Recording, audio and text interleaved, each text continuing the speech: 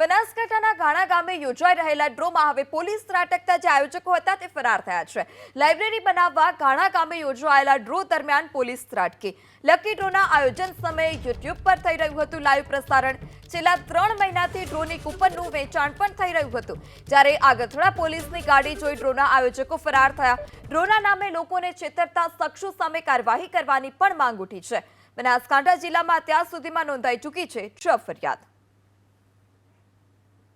વધુ માહિતી સાથે સંવાદદાતા વસંત ફોન લાઈનથી જોડાઈ ચૂક્યા છે। વસંત, જે લાઇબ્રેરી બનાવવાની હતી તે લાઇબ્રેરી બનાવવા માટે આ પ્રકારનો નકલી ડ્રો યોજવામાં આવ્યો હતો, શું વધારે વિગત?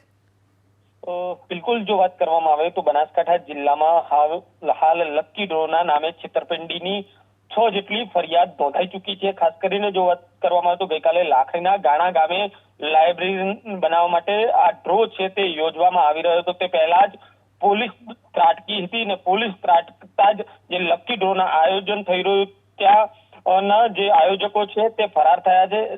સાથે સાથે જો વાત કરવામાં આવે તો છેલ્લા 3 મહિનાથી આ ડ્રોની કૂપનોનું પણ વેચાણ થઈ રહ્યું હતું। જોકે પોલીસ ડ્રો સ્થળે ત્રાટકતા ક્યાંક ડ્રોના આયોજનો જે ડ્રો છે યુટ્યુબ લાઈવ હતું તે મૂકીને ફરાર થયા હતા।